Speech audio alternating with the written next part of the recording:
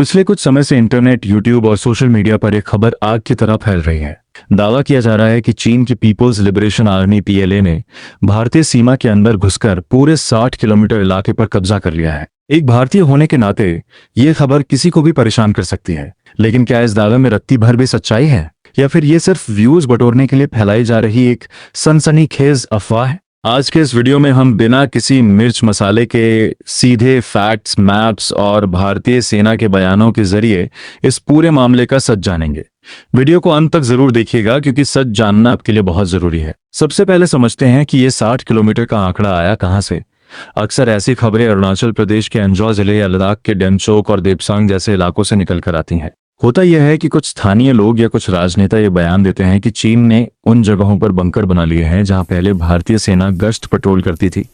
Media और social media influencers इस बयान को पकड़ते हैं और बिना गहराई जाने थंबनेल पर लिख देते हैं, चीन ने 60 किलोमीटर पर कब्जा किया। लेकिन यहाँ एक बहुत बड़ा टेक्निकल पेंच है जिसे लोग नहीं समझते, और वो है LAC यानी लाइन ऑफ एक्चुअल कंट्रोल का कंसेप्ट।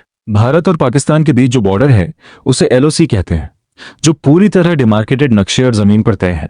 लेकिन भारत और चीन के बीच कोई फिक्स इंटरनेशनल बॉर्डर नहीं है, बल्कि LAC line of actual control है। यह कोई दीवार या कटीली तार नहीं है। सबसे बड़ी मुसीबत यह है कि दोनों देशों का LAC को देखने का नजरिया यानी परसेप्शन अलग अलग है।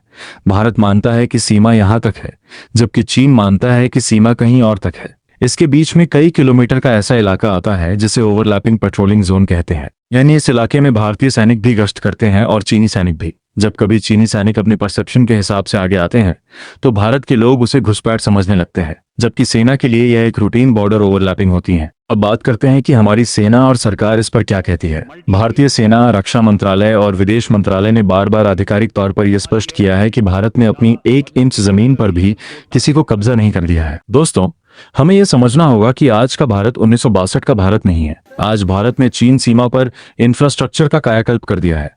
जहां पहले सैनिकों को पहुंचने में कई दिन लगते थे, आज वहां ऑल वेदर रोड्स और टनल्स बन चुकी हैं। भारतीय सेना पूरी तरह से मुस्तैद है और चीन की हर चाल का जवाब देने के लिए मिरर डिप्लॉयमेंट, यानी जितनी सेना चीन लाता है उतनी ही भारत भी तैनात करता है। ऐसे में चीन द्वारा भारत के 60 किलोमीटर अंदर आकर कब्जा कर लेना व्यावहारिक रूप से असंभव है।